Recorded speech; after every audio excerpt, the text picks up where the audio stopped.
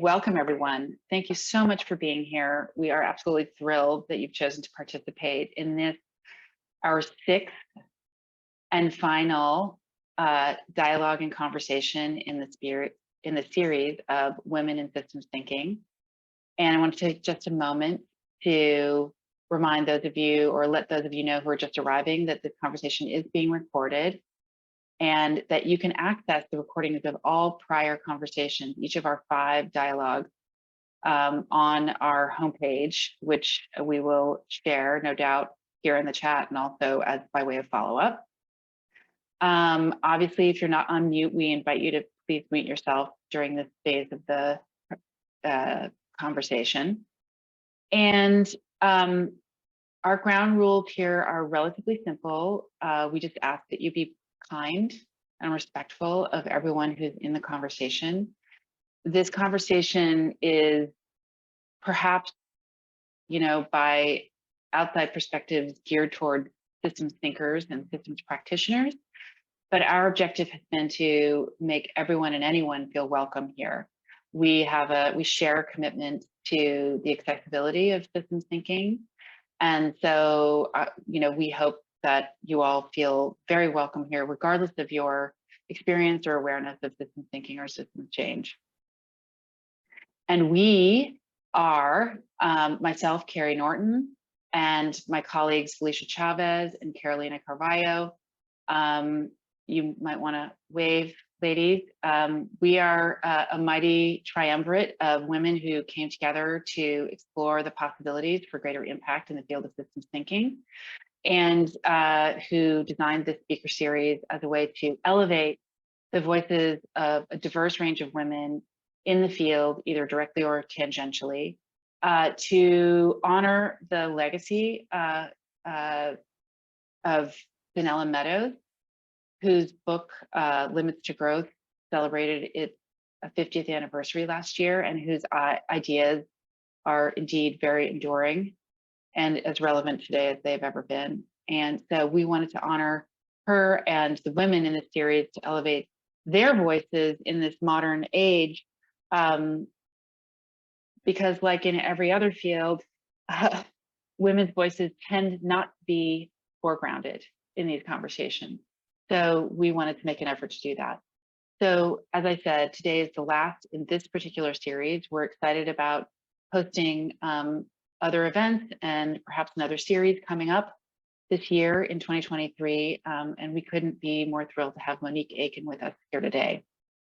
So as I said, for those of you who are just arriving, you can access the prior conversations on our homepage. We encourage you to watch those for some additional context around our, I don't know if I would call it a thesis, but our interest, our inquiry. So for now, I think all of us just arrived, at least on the host side, with a little bit of elevated energy. And so why don't we take a moment to just ground ourselves into this context right now, by doing some box breathing, some in and out. And I always forget the counts, but I'm just gonna play with some numbers here. I think they'll work regardless. So I invite everyone to close your eyes and just take 4 deep breaths in. And hold your breath for 5 counts. And then you can release for 6.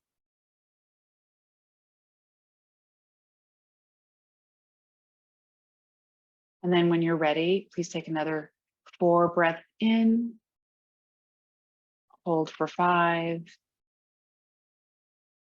and release for 6.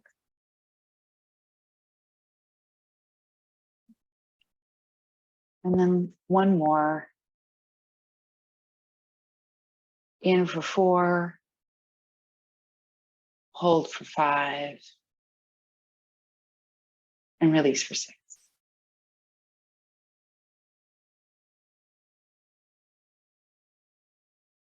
Great. Thank you so much again for joining us, and we're about to get started. I want to just offer a little bit of context for the flow of today's conversation before we turn it over to Monique. Monique's going to present. She's a very busy lady. She has a whole portfolio of projects that she's going to share with us today. And I wish we had all day to delve into a lot of the details. So it's going to be a very high level, but nonetheless, you'll get some exposure to all that she's engaged in and all the important work she's doing in the world, or at least some of it. And she's going to present for about 10 minutes. And then we are going to take a break to break out and explore some questions and some inquiry into the work she's presented and how that might relate to the work some of us are doing and how we might talk about this work out in the world. Then we're going to come back and share for a few minutes from what you explored in your breakout. And then she's going to dive into part 2 of her presentation. And then we will round it out at the top of the hour with leading into Q&A and more sharing. And then we'll talk to you a little bit about what we're up to for the next the final couple of minutes of the hour and a half. So with that, and I'm not going to dive into Monique's bio. She's going to talk a little bit about her background and what brings her to this work as she begins her presentation. So with no further ado, welcome, Monique. Thank you so much for having me as part of the series. Thank you for those breaths because I needed them. As I was sharing when I first got on, I've been on a bunch of different calls already this morning and my mind was already spinning. So that was helpful to me. And I want to say thank you to the organizers. It's an amazing series and I'm honored to be part of it. So before I share a little bit more about who I am, what I'm working on and why, I wanted to start out with a quote. I am a quote person because many people far wiser than me have walked to this earth and have said things more profound than I ever could. And because yesterday was Martin Luther King Jr. Day, I thought it fitting to share something he said, as he was one of the greatest orators the US has ever had. The first part of my quote might feel familiar to many of you, but the second part maybe less so. Injustice anywhere is a threat to justice everywhere. We are caught in an inescapable network of mutuality, tied in a single garment of destiny. Whatever affects one directly affects us all indirectly. This quote sort of sets a frame for my work at TIIP, the Investment Integration Project, a boutique consulting and applied research shop where I'm managing director. It's part of the story of why and how I became a co-founder of a nonprofit collective called Make Justice Normal, after hosting a podcast series called The Reconstruction, whose tagline was moving capital towards justice. That was a podcast series I hosted in 2021 for a year. And it's part of the story of why I became a co-founder of the Restarter Fund, which aims to be economic justice and climate justice oriented lending platform and B2B ecosystem that addresses the systemic challenges for small businesses that COVID both caused and exposed. I'm just putting a few things in the chat as we go so that you can have these resources afterwards. What ties all of this work together is that each one is trying to change systems. Though working at different leverage points and are each, for me, expressions of my purpose. All of the work is emergent and without roadmaps and focused on community activation to deliver on the vision. I am also a boy mom of a delightful 3.5-year-old named Levi, a wife, a sister to 7 siblings, 3 of whom are adopted, and the first generation Jamaican American. I'm an Inroads and SEO alum, as well as a Twigo and Consortium Fellow. I went to the School of Foreign Service at Georgetown for undergrad and got my MBA from NYU Stern. I currently serve on the board of the Institute for Nonprofit Practice, the investment committee for the NYU Impact Investment Fund, the advisory board for the Global Bio Fund and Jaya Ventures, and I'm on the steering committee for the Intentional Endowments Network. So as Carrie said, I'm busy, but I'm hopefully doing things that matter, which is really what's important. So I just started sharing screen. Hopefully you all can see this. So we'll begin quickly at the beginning with TIIP, and then we'll pause for the break that they mentioned, and we'll get into the other 2 projects in a minute. So let me move my screens here. So TIIP was founded in 2015 by Steve Leidenberg, one of the pioneers of the responsible investing movement, who created the first ESG index in 1990. and Bill Burkhart, who was my first friend in the impact economy as I transitioned out of investment banking into the impact economy, where I spent the first dozen years of my career.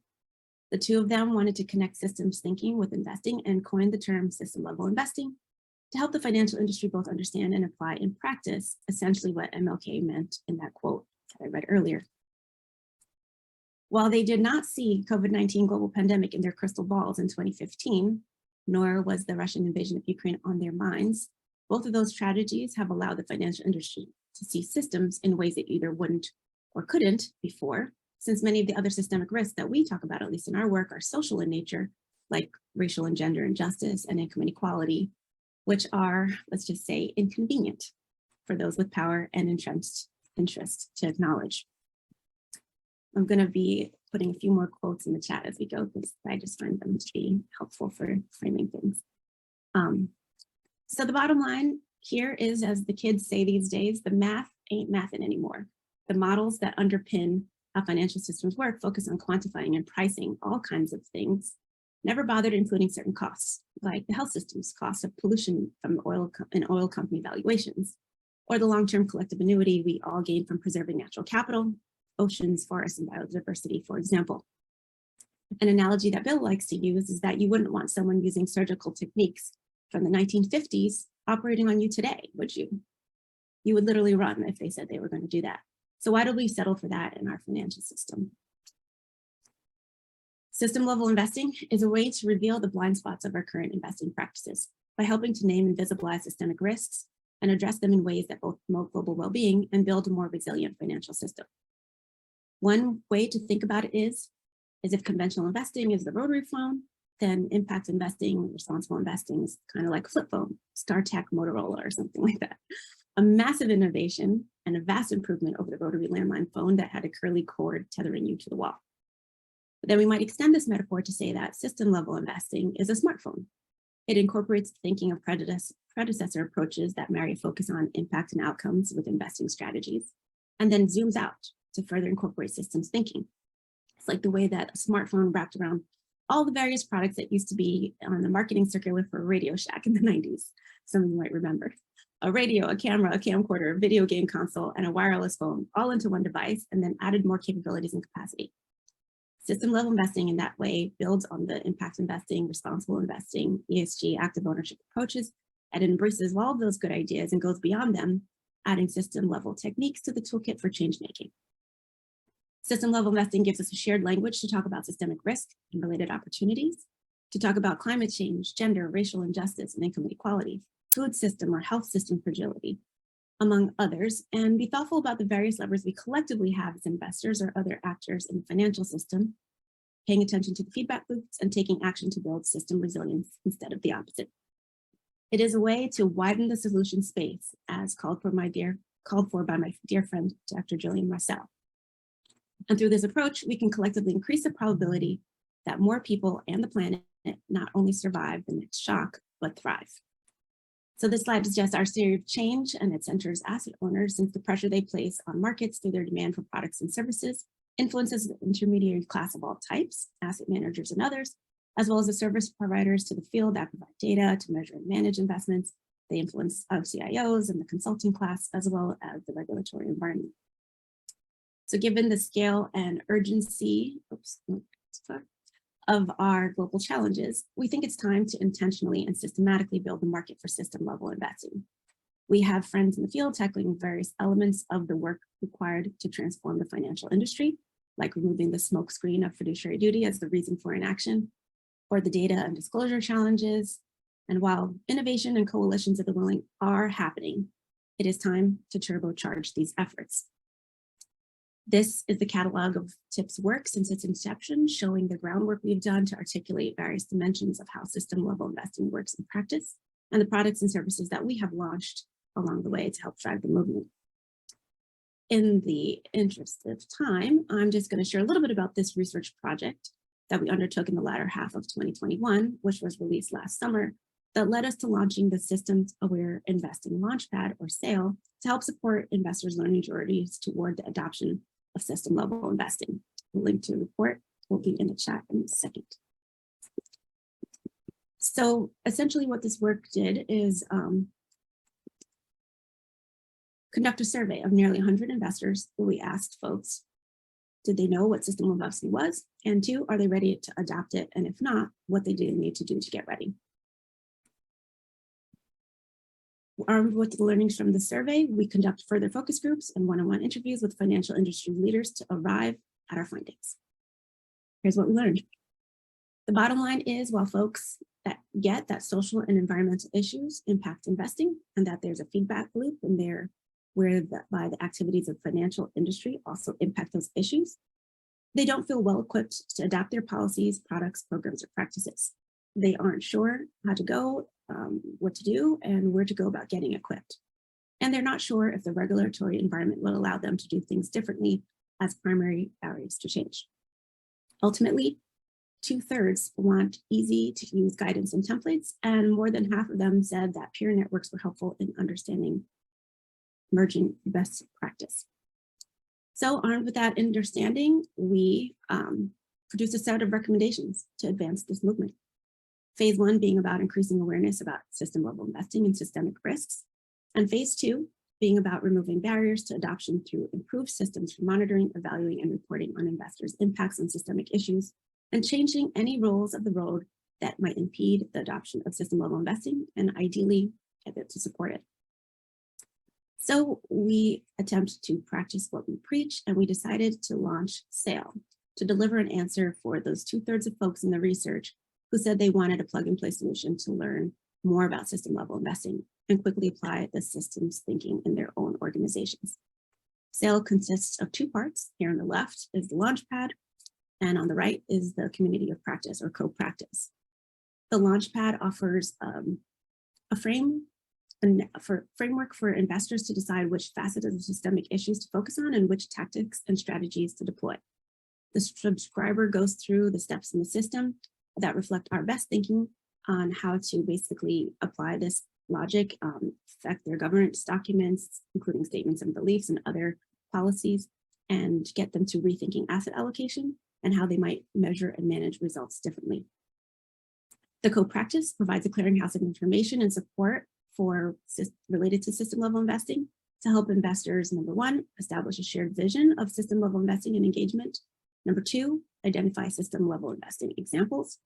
3, provide periodic assessments of where the investor community is in terms of knowledge and understanding where we can collaborate. Number 4, discuss gaps and hurdles that can be addressed through TIIP and others, providing resources and insights as well as support. Number 5, identify key events and developments that investors can prepare for and to elevate systems thinking. And most importantly, avoid working at cross purposes. So we're just beginning to build a Slack community for folks to be able to engage and interact with each other on this. So if anyone would like to join that, it's in its infancy, and there's some resources there and people are beginning to join it. And if you want to learn more about SAIL in particular, we're having an info session next week hosted by us and the members of ICCR and IEN. Anyone is welcome to attend. We're going to get a little more into what the platform can do as we recruit folks to join an inaugural cohort of learners using it. But essentially that gets us to the work of TIIP in the moment and some of the things that we're building and why. And after the break and the breakouts, I'll talk a little bit more about the Make Justice Normal project and the restart of them. Pause there.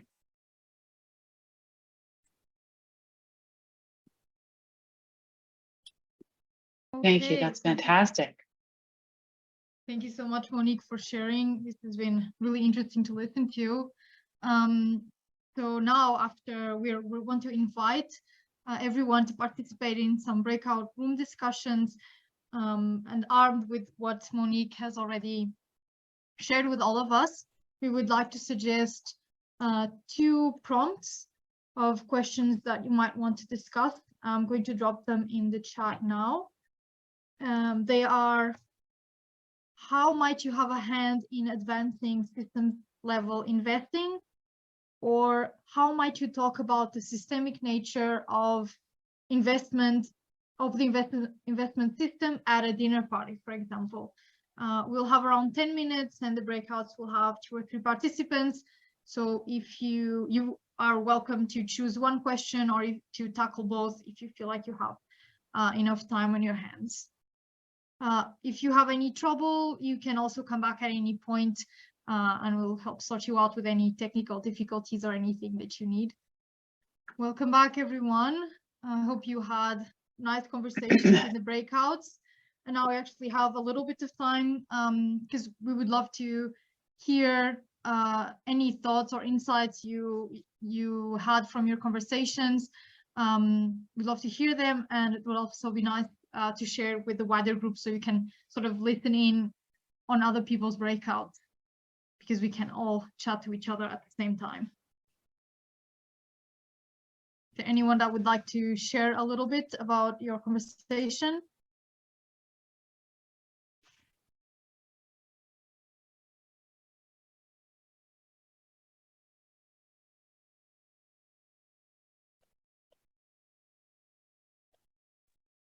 I can jump in since Amy already said we had a lovely chat. We talked a little bit about the real cost of things. You know, and so she does some almond farming. So it was this asking themselves the questions, right? If an almond will last longer in the shell, but then it costs more to ship. But then also, you know, it's compostable, it's more future oriented, but there's a lot of issues with doing that. And then we talked about eggs and everything going on with eggs these days, and how farmers get very little of that, you know. And so it just it seemed like we had a systems discussion within our discussion. So yeah, it was great.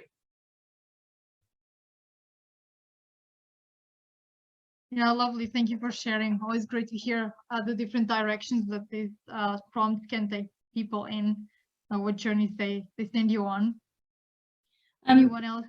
Yes, I would like to share. I had a great conversation with Rick, who pointed out he's the only male in the session today. And so I'm going to ask his question, but also share that, you know, we had a great conversation about how to bring up systems level investing, but just starting a conversation about something simple as water and whether it should be used as a commodity. But our question is, by the way of Rick, who is from London, but now in Charlotte, North Carolina. Rick, I'm telling all of your business. He wants to know, what is the difference between systems level investing and social capital investing? So if we can cover that at some point, it would be wonderful. Well, actually, I'd like Rick to define what social capital investing is, and then we can determine how it's similar and or different.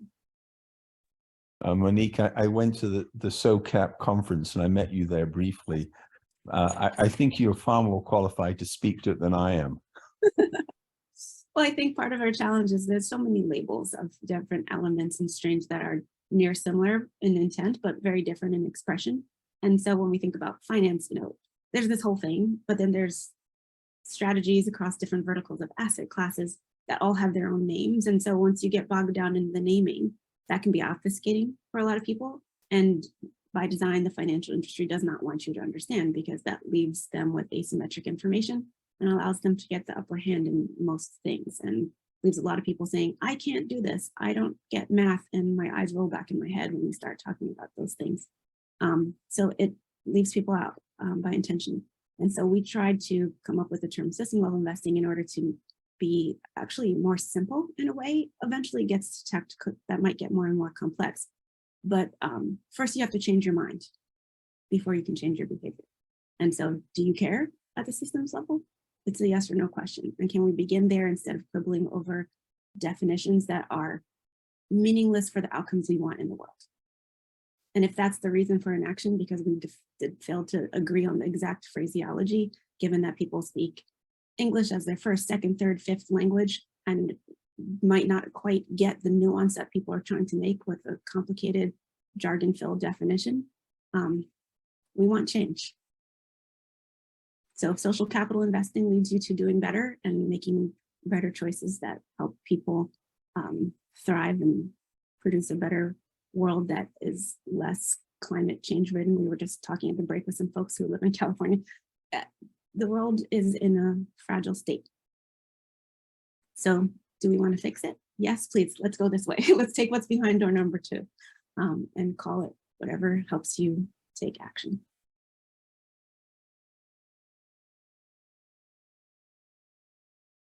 Thank you for that. Okay, thank you, Monique, for impromptu answering this question, and to Ken Antoinette for the question itself.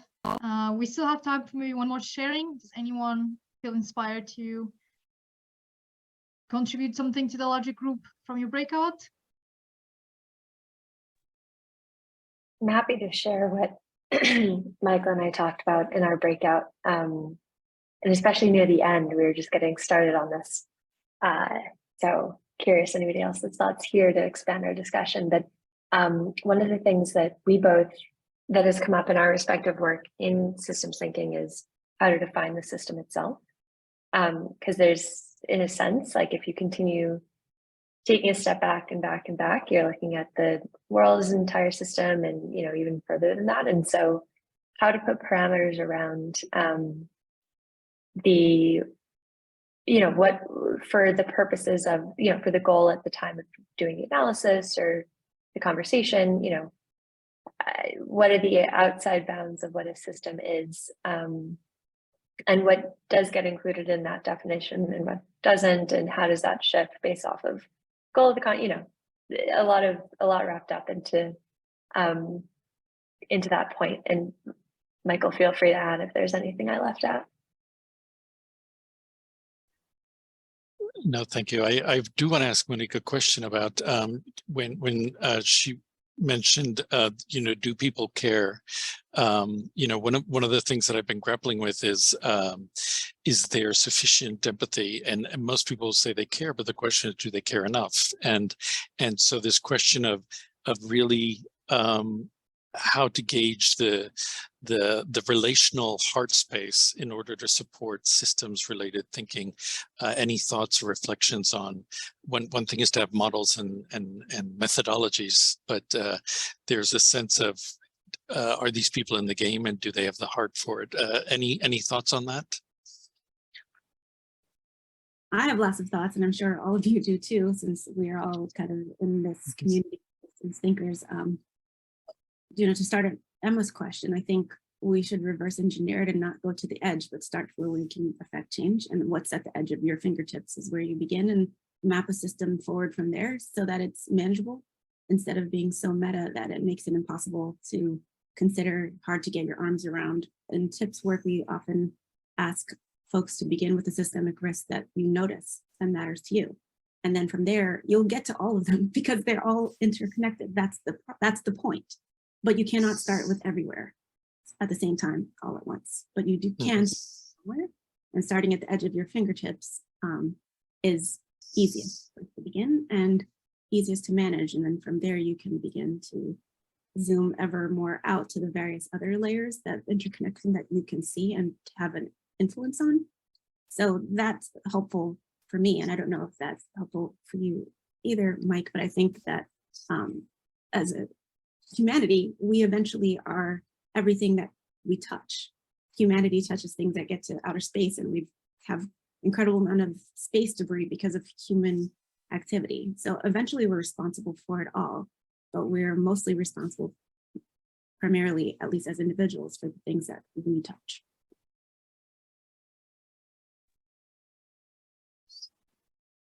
There was another question that I didn't get to, I think, but can you remind me, Mike?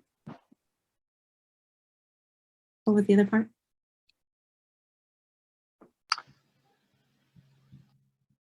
I'm not sure.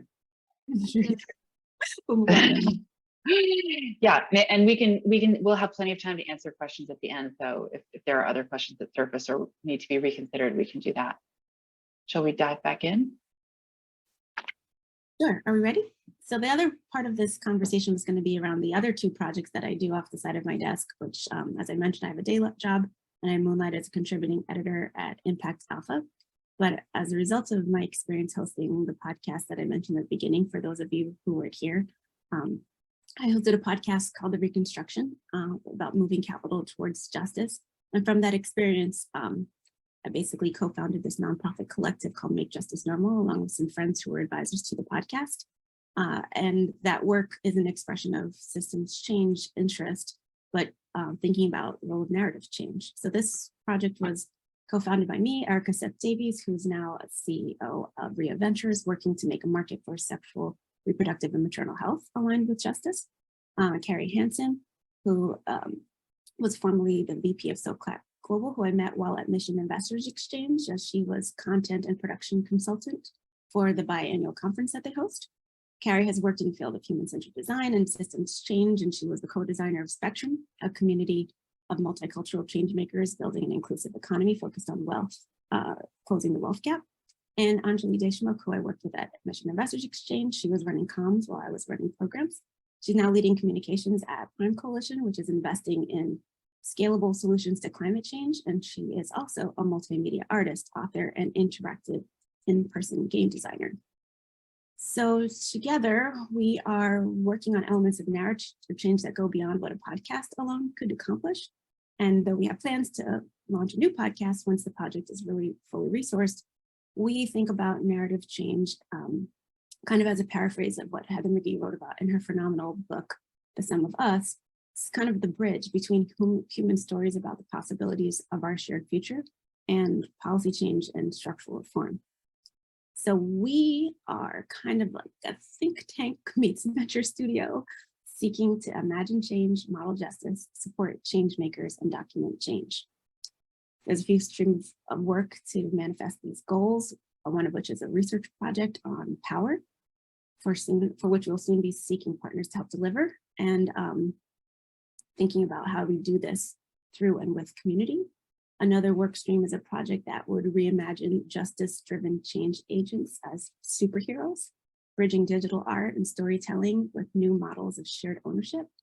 And we often talk about justice being our client and how to serve a weaving role between the silos that we see, given the vantage point that we all collectively hold at various intersections of work happening in the impact economy. And we center justice and the systems change work that we think is needed to deliver the next normal. The other project that I'm working on, and is actually the least meta of all of my projects, is the Restarter Fund. Incorporated last year, we've been working on this concept since the summer of 2020, when one of the co-founders, Don Rayvon, and I were chatting after a webinar talking about impact investing in the pandemic, and he simply asked, what are we going to do about all the businesses that were forced to close due to COVID? And with that, the Restarter Fund idea was born. The pandemic was a systemic risk that proved a storm many small businesses simply could not weather.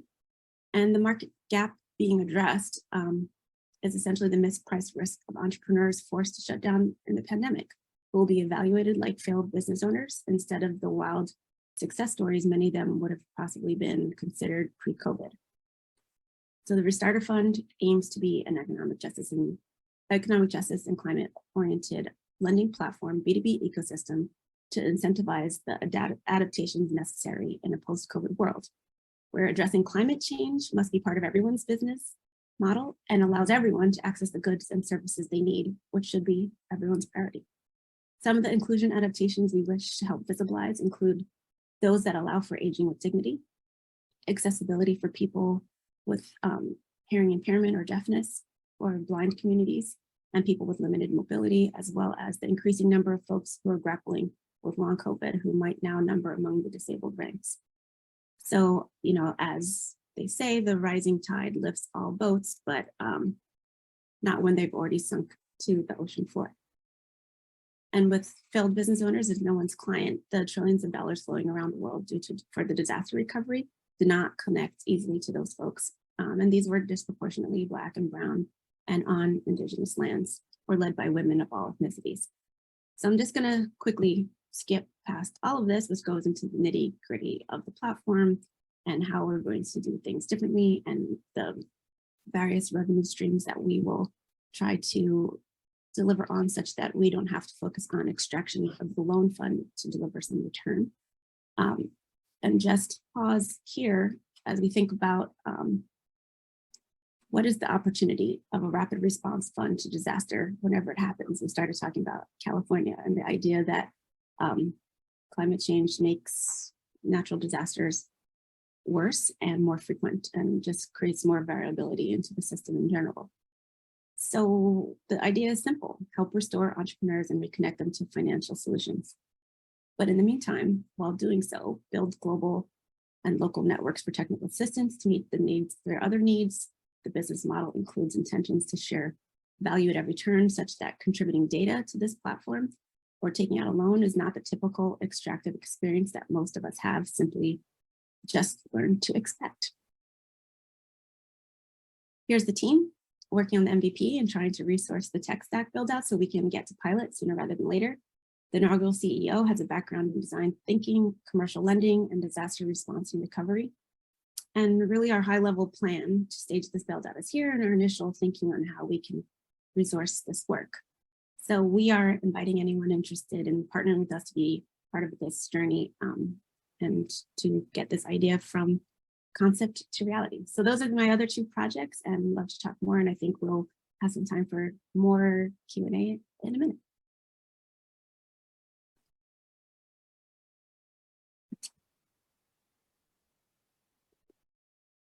Thank you. Wow. This feels like a whirlwind. And so I can only imagine what it must feel like for you to actually live this life where you have all these tentacles that are in so many different directions. But thank you so much. And like I said, we could make a whole series out of this, out of Monique's work alone. I feel like we're shortchanging folks a little bit today because we only have an hour of presentation from you and some time now for questions. But before we dive into questions, I just want to say thank you, Monique, for sharing so openly and readily about all the amazing work you're doing. And I also want to express my deep gratitude to my dear friends and colleagues who are in the experience with us today from the Academy for Systems Change, because they pointed me to TIIP many moons ago. So Marta and Kendall, thank you so much for pointing me to TIIP's work, I think at least 18 months ago or more now. And so this feels like a very full circle moment that we now get to share TIIP's work with you through Monique and my dear friends here at the Academy. Just grateful to all of you. And as we think about questions, I know there are probably a number of questions in the chat. And it looks like we have someone trying to join us at this late hour. I have a million questions, but maybe I'll take host prerogative here for a moment and start with a question about back on systems level investing. I guess one of the things that I continue to get confounded by as I consider the potential for systemic change in the financial services industry is, what do we do about regulation, right? Because we can have lots of people willing to participate on the sale platform or in other arenas. Everybody's, if we take make the assumption that everyone is doing the best they can, the truth of the matter is that, especially in the capital markets, public companies are playing by the rules, so to speak. We could argue that the rules are, I am arguing, I guess, that the rules are quite outdated and not conducive to the right incentives and the right action. But what, so in the absence of a wholesale redesign of regulation and the design of the system, the operators of the system, is this kind of action from the various stakeholders, asset managers, et cetera, going to be enough? It's an important question, and really it's a smokescreen for a lot of people because they say the rules don't let me do this.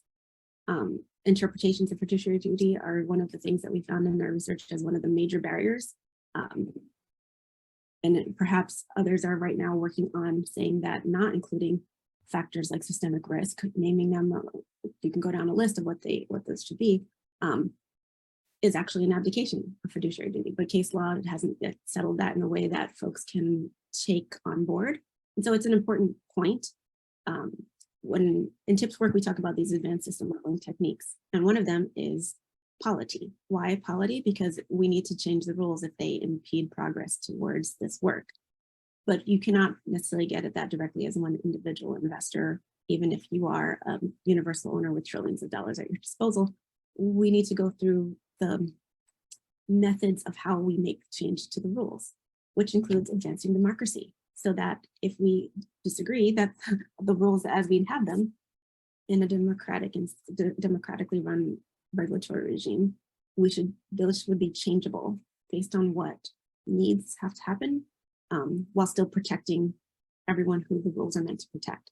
So the tool of polity, and I'm trying to see if I can find an image for it to share with you all, it is essentially working together to change the rules, because the rules are always in flux anyway. So rules are not static. Rules are created by humans. We, the collective we, not me personally, have elected the officials, and we have decided what the rules of these games are.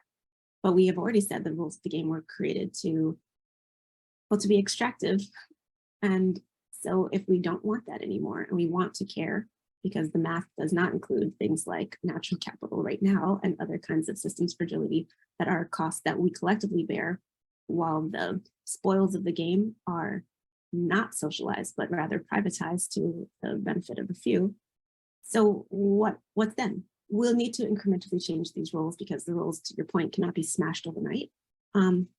And so the math of how we do it is already embedded in all of these models, and you know that the pricing community uses today. So it has to be changed. New models have to be tested and disseminated, and we have to realize that where the current math fails us, and where the current rules fail us, just simply requires change. That's not everyone's job to do, because people have different skills, people operate in different structures, but we are visibilizing that that's important. And for those who are in those roles, yes, it is incumbent upon them to do something, and it's upon all of us to create pressure as folks in hopefully a democracy to say, this is what we need. We need the rules that make the world better for us. That's the point of rulemaking, right? So that we can operate together with a social contract that serves us. We can get into like, what is the technicalities of that, but it means that we should all, as investors, whomever we are, support greater democracy, more rights for more people, and then rule makers who reflect that intention, and the rules by further extension that allow us to make the better decisions for the benefit of the humans under that regulatory regime. So if it's not, then it must change. Now I'm not saying that's easy, but it's a must. So let's do what we must in order to ensure that that happens. Beautiful. Thank you so much. Well, I am now love to open it up to, okay, it looks like Felicia has her hand raised, but please feel free to raise your hand, and we have around 30 minutes for questions and discussion, so don't hesitate. Felicia. Thank you, Carrie. So one quick thing I just wanted to point out is I wanted to appreciate that we actually do have a number of men who have joined us, and somebody had mentioned earlier that they might be the only man on here, and in some cases that's been true. For our Women in Systems Thinking series, we realized a little bit late in the game that we should have made it clear that doesn't mean only women are invited. So thank you, gentlemen, for joining us today. Including my partner, Cornelius Boots, who's at another desk over here in the same room I'm in. And I just wanted to mention that he and I have been watching this Madoff expose on I think it's like Netflix or something. And it's like your head's in your hand every 5 minutes with just the what went down. And how it's just this massive spiral of disastrousness, and that it's still happening in a lot of ways. That this is in some ways it's like a one-off, and in other ways it's absolutely not. And in fact, it's not just in the world of finance, it's in any number of industries where we're sort of saying we're doing one thing and actually we're doing in some ways completely the opposite. And so some of what you were saying, Monique, it made me think about how you know, Carrie and Carolina and I have been discussing, should we do another speaker series in 2023, and what would that be about? And we've had some feedback from a few people, and one idea was something like, you know, making systems thinking, quote unquote, more accessible to a greater number of people, because it can also be sort of filled with jargon and, you know, a little bit heady, and, you know, how do you really understand it, and all these models that are, you know, just kind of esoteric. And so this thing about obfuscation, I feel like, first of all, in one of my groups earlier, I was saying that it's almost like a juxtaposition of the world of markets and finance and systems thinking, where it's like you set these two, you know, things next to each other, and I feel like there's a kind of a bubbling like that happens that's really provocative and interesting. And so just this thing, this parallel bit about the barrier of jargon, the barrier of in some cases, as you said, like intentionally obfuscated language, especially in the world of finance. And certainly it happens in the world of systems too, but I feel like especially in the world of markets and finance. And so like, just like, what do we do about that? It's so extreme, it's so pervasive, it's so long-standing. How do you democratize access to just understanding what your bank does with your money? Like something as simple as that. So that's kind of where my brain is going. Thanks. I think about this a lot, and to go back to Heather McGee's book, I think that's where I saw it, but if not, or anyone should read it anyway. It was this idea of like making a message simple. And so, you know, we have these very complicated, big, huge thoughts, and it's the analogy is that it's like on a bed of nails. On a bed of nails, you won't get poked by any one, because the bed of nails sort of evenly distributed, you can sit on, but one nail will pierce you through if you put your weight on it. So how do we simplify this? Because for many communities and cultures and women from the global South, systems thinking is how we live. Like, what do you mean intersectional identities? Of course, I'm a woman who's this, that, this religion, that ethnic background. You know, that's normal. Linear thinking is a privilege and the domain of basically in finance, like white men in the global North. Like, this is not how real people live. And so, you know, when I talk to particularly Black women and other people from other countries about system of investing, they're like, obviously. And it is intuitive, and it should be, but it isn't in how we live. And I think part of it is like, how do we make things simple? I mean, I used to be in derivatives, commodities, in investment banking before I changed careers into the impact economy. And my mom was like, you know, literally as I talk about my job, eyes roll back in my head. But I was like, Mom, you actually do understand what an option is. You just don't know it because we're using these other words. If I said that price of milk is going up and you could decide today, knowing that it's definitely going up, would you pay anything now to fix the price? And she was like, well, yeah. I was like, you just bought a call option. So, you know, there's ways to make it more simple. And how can we do that? I think that's the point of us wanting change makers, is how do we make it simple to invite others in?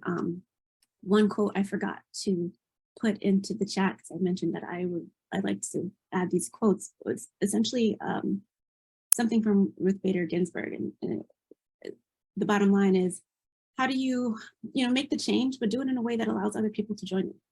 Why are we doing this if we're not allowing other people to join us? Because we'll never, I mean, the whole point of systems is we have to work in concert and succession, the various leverage points that are, you know, we need others. So if we're doing things in a way that does not allow others to join us, then we're working cross purposes for our own interests. So some of that might be ego. Some of it is the way that structurally we fund some of these projects and that everyone needs their own money. So instead of working in concert, we work in competition, but that's also part of the structure in order to allow change to not happen. So how can we smash those ways of work that disallow us to deliver on those shared goals? It's something I think about a lot, because for a short time I worked in nonprofits, and it was hard for me to think, like, why are we competing? I know dollars seem to be scarce, but we should be working together. So I don't know if that really gets to the question of language, but Felicia, I grapple with it too. And how do we simplify in a way that allows others in, so that we can do the thing, do what we intend, instead of arguing about words about the thing that we intend and wasting energy. Thank you. Yeah. And also just to underscore the important work of funneling dollars toward the people impacted by the pandemic, and really just generally speaking, these micro and small business people who really need access to capital. Like that's a pretty clear, relatively simple, straightforward ask that's so incredibly impactful, and yet I feel like it's just overlooked, like it's just not sexy or it's not interesting enough, and it's so powerful, just this very simple on the ground level. Yeah, so I don't know, somehow we need to like highlight that direction. Talk about a lot and make justice normal. It's somehow our processes are, I think, what we often fail to consider, and the processes sometimes end up driving the outcome. So if your process is slow, it's going to be a high cost process. And so if we are trying to solve fast needs with slow processes, we're already at a juxtaposition, but the structure is already set that way. So we're like, oh, we can't do anything about it. That's just how we do it. But really, and one of the things that we talk about in TIIP's work, both at TIIP and Make Justice Normal, is the default condition is the undesirable outcome, because this is all set up to extract and exploit. Everything about doing business in capitalism in the Western hemisphere is set up that way. So we have to intentionally not do that, because if we just do what's the normal way of business, we will by default be contributing, no matter what you do, whether it's finance or anything else, because the existing way of doing things and the processes already set up are not set up to enrich, regenerate, and to, allow for symbiosis and collective and sharing, because that's just, it's driven by tax policy and other things that have nothing to do with those intentions. So you have to work harder to do something else, especially in the processes, to allow for the rapid response, the paying attention to groups who don't seem worth it, and how, budgets and work documents, we value so many things, and without knowing it, because of just the ways of work. So we have to show, what are these ways of work? Who do they harm? Who do they serve? Who does slowness actually benefit? Who does not paying attention to certain people allow for greater exploitation of those people because they're considered either throwaway or not a worthy enough market? There is a lot of money made on poverty. Not fixing it, but made off the backs of people who are poor. And who are they, and who are disposable in a society? So this is just something to see. Once you see it, how do you unsee it and do something about it? And going back to the comment earlier, do something that's at the edge of your fingertips that you're responsible for. And where can you put pressure, either with your voice or your activism in any other way, even if it's through voting? And that's very indirect, but very direct to certain things. Like, the point is, we need to do all of it everywhere, all at once. What's the title of that movie? But prioritize the thing that you can have the most influence on, because that will, it'll turbocharge your efforts, because you will feel that you've made a difference, and small wins lead to more wins, lead to wanting others to win with you. And then maybe we can all go further faster. Thank you. So I'm aware that there are a number of comments and a handful of questions in the chat, and I want to be sure we get to those. But I do see that Yangbo has his hand up, so I'd like to invite Yangbo to ask his question, and then feel free to keep raising your hands, and I'm going to start lifting up some of the questions from the chat after that. Excellent. So thanks for presenting. Came in midstream here. I just really wanted to lay out that to this point about systems thinking, say making systems thinking more accessible, or bringing systems level investing to the mainstream. And I've seen this in circles around of regen, impact, ESG, any of those adjacent areas, that there's been a lot more that has been performative as opposed to substantive, in a sense of, in terms of language and jargon such. It sounds like, whom are you trying to impress here? Are you trying to make yourself look good in front of people you're seeking approval, or quote unquote, I say, be somebody? For those of you familiar with Colonel Boyd's essay from decades ago, be somebody or do something worth a read. And Or is it more, are you actually trying to do something as being which that you're rolling out that matters less how it's presented, much more about who is it impacting more so. So that's where we can effectively really focus on. It's less about just less emphasis and even de-emphasize the performance side, really emphasize the substantive side of things. That's where I can see this going most constructively. And then to your question, Dave, by the way, that you should be able to comment on the chat if you have the latest version of Zoom installed, though, again, not sure how much you'll get because been having video glitches all along, as you've noticed earlier, and now I have the latest version. So to answer your question, Dave, about that, but really, that's just the overall direction like to move things towards, is focusing on the substantive side of matters and really thinking about engaging people where they're at, I'm going to say, and even to the extent of, and this is what many miss, there is already plenty that can be done under existing frameworks, rules, and policies, but is just not being done, most of it because of habit, as opposed to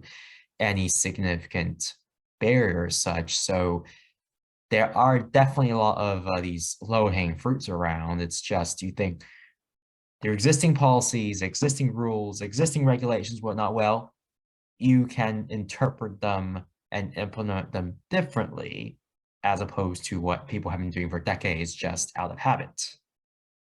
Thank you, Yangbo. Monique, do you want to have a reflection? Sure, thanks for that. And nice to see you, Yangbo, even briefly for a moment. Nice haircut. I think one of the things I think about often is so much of this is culture in terms of change, right? We don't need more data to know that we need to change. And pick a systemic risk area. We don't need more data. We don't need a business case to be made or anything like that. What we lack is will.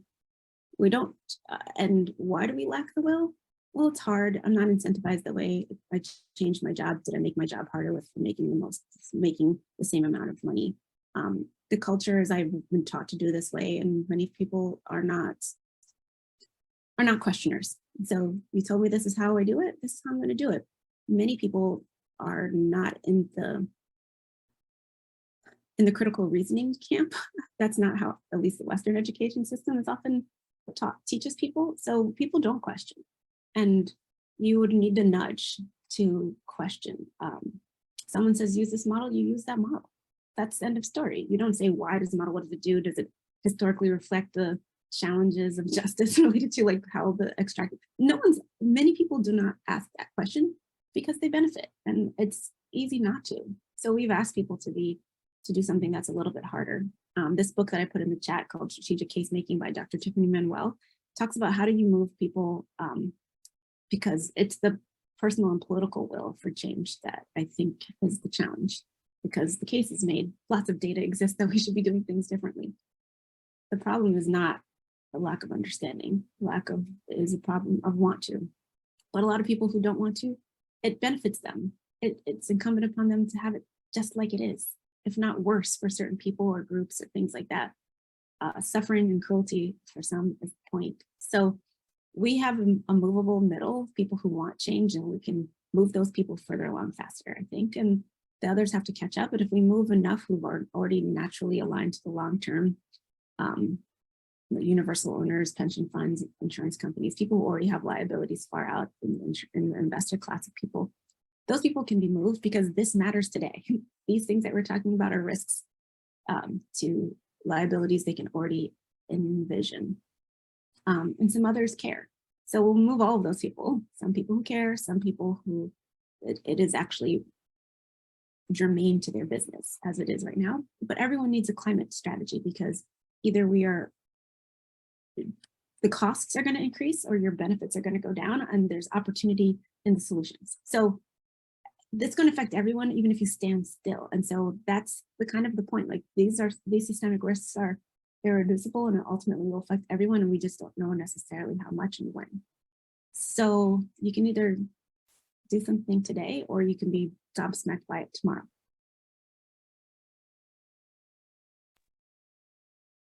Thank you. I'm going to lift up a couple of questions, not necessarily in order from the chat, but let's see. I actually want to acknowledge Kendall's question about the accounting mechanism for natural capital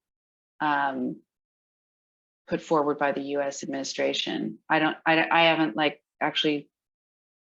I didn't know about that, so I'd love to hear if you have thoughts, Monique. I haven't dug in deep, but I think all of these attempts at visibilizing that which we haven't are good. Now, even if they're insufficient, the signal is better than what we currently have. And so, Kendall, if you'd like to talk a little bit more about why you think it's important, I agree. And this is partly, what do you count? This is the conversation of what you measure becomes what you strive for. And we've seen some of that, the problem of that with social impact bonds, because what we decided to measure may or may not be the mark of the change.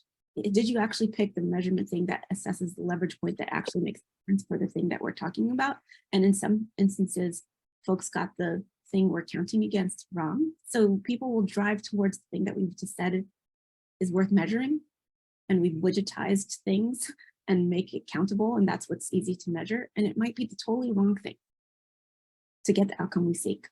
But the counting of the things and the disclosures and the measurement of anything helps, because then in theory, at least in finance, if you have the data, you would include it, right? That's what it says. Like, you would make the smart call based on all available information. So if the information is not there, you can ignore it.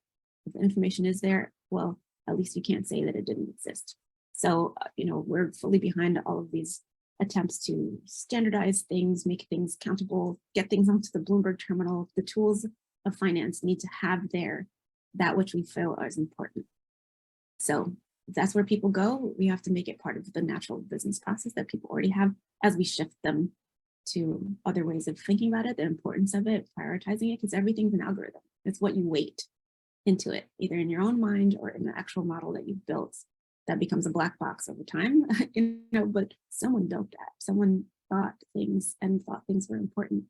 But the more information about the things that we have all decided were important now, water systems, health systems, accounting for biodiversity, whale poop amounts, these things actually are important. But the system doesn't have a good way of seeing them right now. So the more that can be done to allow those things to be both counted, measured, managed, paid attention to, stewarded, will help. Kendall, if you want to share more, please go ahead. It was actually me, Marta, who put that in the chat, but we share the account together. Kendall and I co-directed the Academy for Systems Change. Yeah, the reason why I put it there is, Monique, it was that I felt it was an important signal. This is actually the natural accounting, something that my colleague and I have been working forever. And in fact, one of my colleagues is behind the movement at the White House to make it go forward. And so, yeah, I think as you said, kind of naming the importance, creating these indicators that are alternative might help switch at least the narrative about what matters. And so for me, that is important. But the reason why I put it there is that I didn't do enough of research through the vines, if you will, to see whether that might influence also the way that finance system operate or think about assets, So that's a question I hold, and I know it's a kind of a very new, the fact that the national government actually is picking this up. And other than that, I just want to express my gratitude for what you shared today here. I felt so much resonance. Also, there's so much in any statement that you make. There's layers and layers. So, and one of them I picked up on is the the pace of money, like you mentioned, this, how do we slow money, or is there, like the impact of that? And that, as I went back to the work of Donella Meadows and Limits to Growth, knowing the population exponentially and money also exponentially are the two key variables of a model that we can still use to really project where we're going towards. It's unbelievable. It's a simple model as that. So thank you for all of that. I feel a lot of resonance.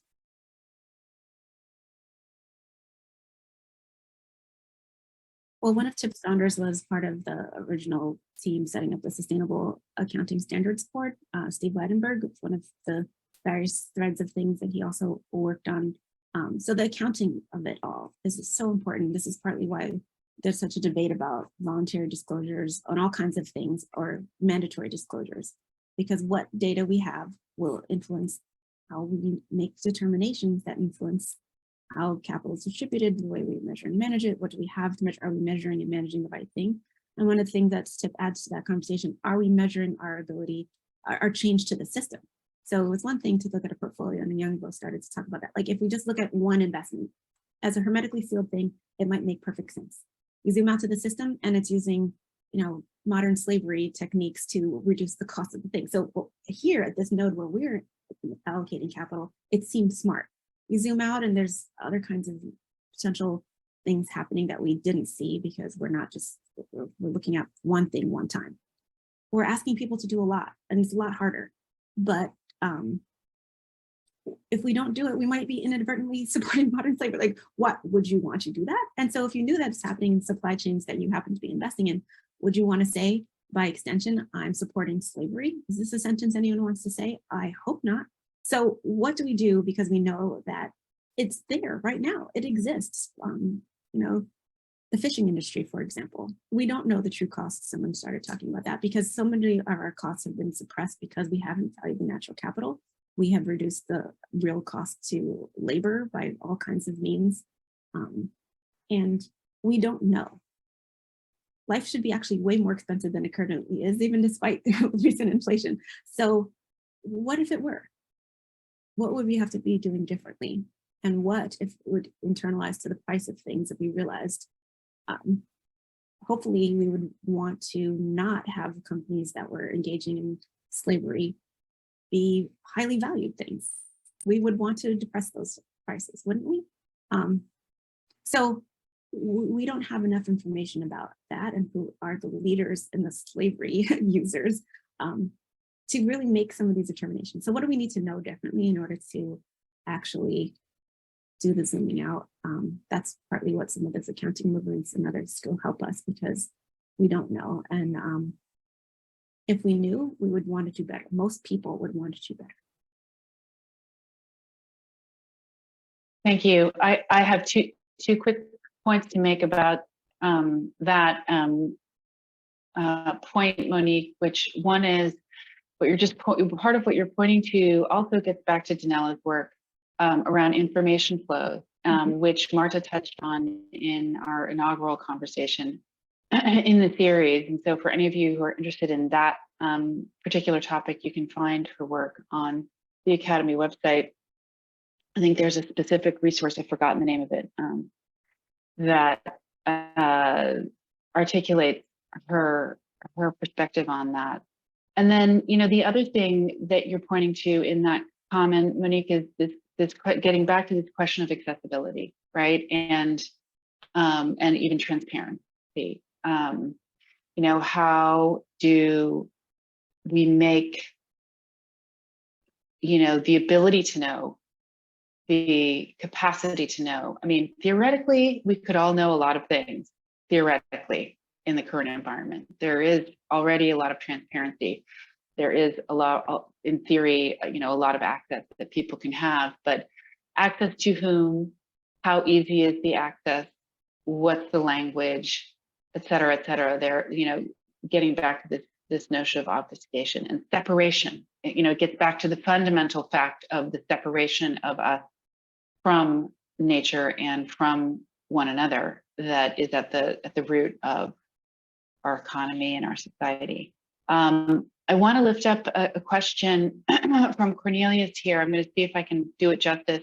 You can, of course, all read it in the chat, but getting back to Danella's intervention point, have you, Monique, noticed any shift in the worldview and personal priorities of younger folks when it comes to investing or thinking about the flow of capital? Have you engaged and researched this? What are the next generation thinking about, talking about doing? So I haven't personally engaged in such research, but I have read some, and I stayed at a Holiday Inn Express last night, so I can talk about it a little bit. I mean, the point is that young people care deeply and are not willing to just take how it is. The research shows that, you know, those who are inheriting wealth, particularly first to women and then to their children, this next layer of folks care deeply about climate. They care about democracy, they care about rights, they care about gun violence, they care about a lot of these systems, social ills that lead to systemic risks. And so I think the reason why a lot of folks who are hiring these days at some of these large investment banks looking to, or law firms or any other these like large institutions, what's the job that has some meaning? Well, it's the work that touches either impact investing in those kinds of categories or does things that are related to supporting social good in some way. Because young people have a brighter line than some of past generations around what's worth doing or not. And what's worth doing is making the world a better place. That has resonance with young people. And if they are so privileged to have a choice of a career and an education, why would I want to do something that made the world worse? They have some wherewithal to ask themselves that. I did a lot of recruiting when I was in investment banking and in the course of my years in the impact economy. When I was at Tidemind doing a lot of recruiting, people want to do something that mattered. Who doesn't? And if you're fortunate enough to have been able to get a four-year institution and did something that was related to finance or law, there's a lot of room in the impact economy. There's a lot of solutions for people who want to do whatever they have learned, use their education to make solutions across climate, across all kinds of other things. But there's a whole new economy that is growing, careers that never existed before in tech space and others, but they want to do it with meaning. So whatever it is, and do it with meaning. And the next generation of people who we talk to about careers in finance, you know, I mentioned I do some work with NYU and some other schools.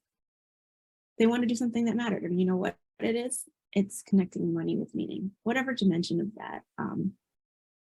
There's capital and how we allocate it has a lot to do with how we experience life in ways that are often invisible to like lay people. So it's important for the next generation and really what world are we having them inherit? It's important for me as a mom of the 3-year-olds to make it better. He shouldn't be fighting the same fights. We shouldn't be marching for the same rights our mothers marched for. These things are kind of ridiculous, but at the same time, the struggle always will continue. I think MLK said that one too. So. Thank you. I see Yangbo's hand, but I want to give some space to others who haven't had an opportunity to ask a question. So maybe Michael and anyone else who wants to lift up a question as we draw to a close here in a couple of minutes. I asked a question earlier, so I can also go after somebody else if otherwise I'm happy to jump in. Thank you, Michael. Anyone else? Sure. So I'm going to ask a thorny question. I'm going to set a context, and then it's a thorny question. And you know, one of the struggles for me has been that for the last at least 300 years, maybe longer, we've had this kind of way of thinking that is, if I do and I figure out, and let's call it the Enlightenment, then I can solve the problems of the world. And that there's been a shift in, for me, one of the things about systems thinking is that cause and effect, as we described in mechanistic ways of thinking, doesn't work that way in systems. There's influence, but cause and effect. And so it kind of it messes with everything to not have cause and effect work the way that we think. And it's much more about influence. One influence positively, influence negatively. And many of us tend to have our favorite way of influencing. And you opened with a quote of Martin Luther King. And some would say that part of the success of the civil rights movement was Martin Luther King, but people forget that there was also Malcolm X. And Malcolm X was you could say the salt and the sour, the sweet and the sour. You know, Malcolm X was like, forget it, let's pull up the guns, and so it kind of created an incentive for change. There's like, oh, if we have to pick between these two, we like this guy better than we like that guy, even though both were killed. And but still there's this question of there's different energies that all have to be attended to in really driving change, and not all of them are sweet and pretty, and how to be acting with both the love and the indignation, and how to be, you know, this is why the question of the heart earlier was out there. It's like we assume that our perspective is accurate, and it's like, what is it that we're seeking to activate in the world, and how to carry this paradox that both sides have something to contribute to moving the system in a new way. And that was a hard question, but you can tell me to just forget it. Thanks. I mean, basically, you're talking about how does movement building happen? Mm-hmm. How do you create a movement around something that's new? Who do you need? You need everyone who's willing to do something. Because we have different roles to play, and who am I trying to convince? It might be different from who you're trying to convince, which is why I need these other projects to fully express my interest in systems change centering justice, because the pragmatic approach of TIIP is clearly a slow approach, but we're asking institutions to change your strategy. Large institutions don't change your strategy overnight. Their board meetings happen every couple of months. They have 6 minutes on the agenda for the new statement of investment beliefs. That's going to be slow change, but that change, once moved, is permanent change, I think, because it's so slow to reverse. But other change can happen more quickly with things that are at the edge of my personal fingertips. So this idea of what moves people already, what is already grabbed, what do people center in our billion-dollar industry around superheroes? So what can we leverage superhero culture in the narrative change work, which is one of the reasons why we're pursuing that. There's levers to it and levels to all of those levers. And so it's a way in for folks, because in order to deliver on a movement, you need all of them, different people doing different things. And some people might then be the ones who the existing power structure says, we'll take you over that one because that's more radical. But guess what you just did? You still made change. There's a room in these movements for everyone at the more extreme ends and at the more pragmatic ends, because the change will happen slower by the pragmatics, faster with the smash and burn, but we might not get to all of them or any of them if we don't just get started. Thank you. That was quite a doozy of a question to end with.